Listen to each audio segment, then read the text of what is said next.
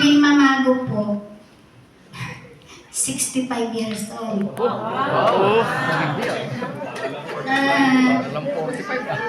Gusto ko lang i-share sa inyo kung paano ko nakilala ang Rayway at Porcher Placenta. Na-invite din po ako kagaya nyo dito na alam kong marami na akong sakit nung na-invite nila ni Joy Kalagahan. Na-invite niya ako sa, sabi niya sa akin, sa Sahel. Kaya sumama ako. Pero ang totoo, ay ayaw ko na talagang magpa-opera. Dahil ako'y may bukol sa atay, tapos fatty liver, may sakit sa puso, libara ang puso ko. Tapos lumalaki pa yung puso. Kaya sabi ko, Diyos na ang bahala.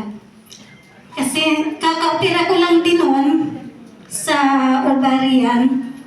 Kaya masyado akong natakot nung naoperahan ako, kaya natake ako sa puso. Kaya yun, sabi ko, bahala ng Diyos. Pero nagpaano pa rin ako, kasi lagi akong nasa emergency.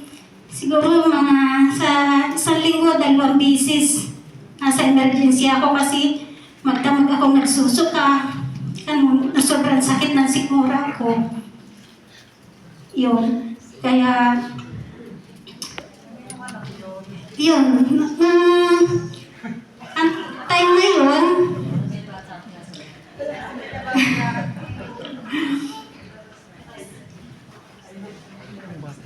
yung time na yun na, nung June ko na-encounter itong Rayway, at na-invite nga ako ni Joy, sumama ako kasi sabi niya, sabi niya sa akin, Sahel, kaya sumama ako. Yun. At nalaman ko rin doon nga yung price ng Porcher. Sabi ko, hindi ko na kayang bilhin. Sabi ko gayon.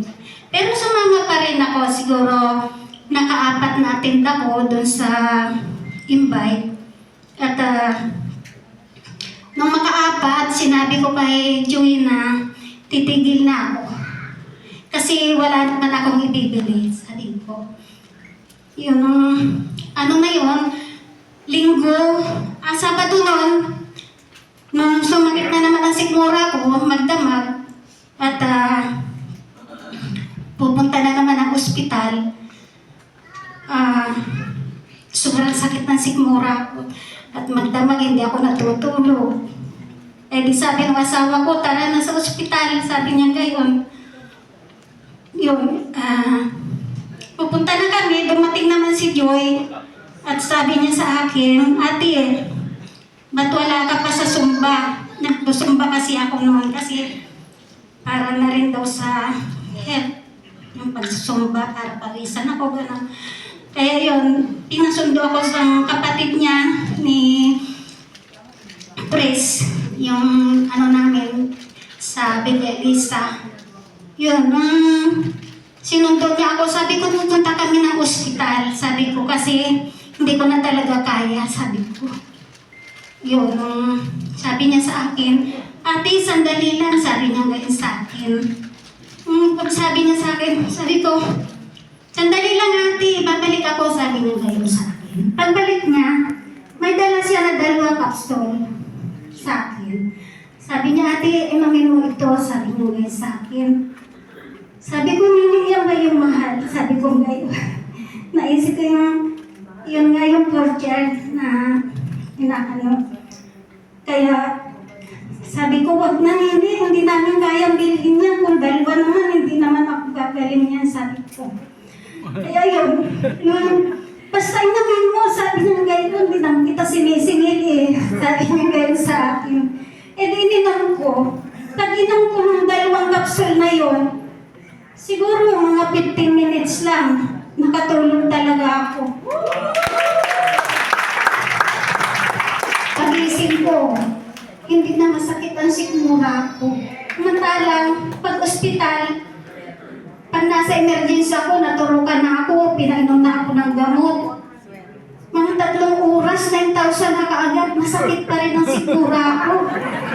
Sabi ko, kaya sabi ko, mag-waiver na lang kami. Sabi ko, uuwi na kami, hindi namin kaya na talaga, wala na kami ibabayad. Sabi ko, gayun. Pero yung porcher, na pinainom sa akin ni Joy, na 2 kapsul na yun, talagang pagising ko, wala na yung sakit. Kaya, napagising pa namin mag-asawa na bumili kami ng isang buti.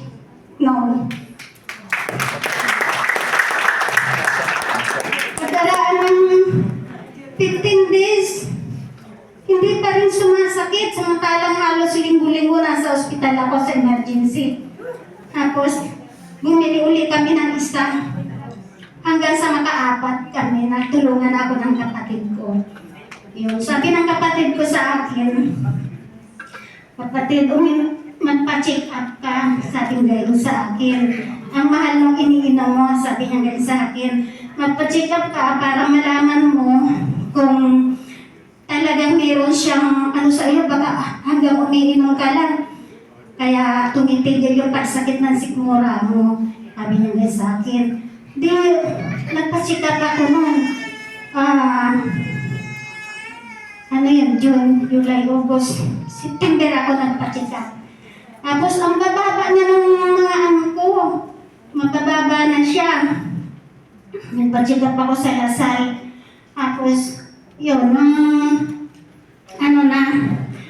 meron namang mabuting puso talaga ng tao na pinatuloy talaga ako sa pag-inom ng Porter Placinta. Kaya, nakainom ako ng, na-therapy ako kumbaga. Na-therapy ako. Kaya, nung na-therapy ako, natapos na yung 6 months, nagpa-check up ako sa Lasal ulit. At doon sinabi nila Claire na wala na akong sakit sa puso, wala akong na-deliver, nawala yung bukol ko sa atay, at saka yung mataas ng heart rate. Kaya sobrang nagpapasalamat ako sa Porter Placinta. At nagpapasalamat din ako kay Joy Kahalagahan kasi kung dahil hindi dahil sa kanya at pinili ko na ako, napainom niya hindi ko talaga iinumin kasi hindi ko kayang bilhin sobrang mahal. Yun. Salamat talaga at meron Porter. At doon ako gumaling. Nakala ko, hindi na talaga ako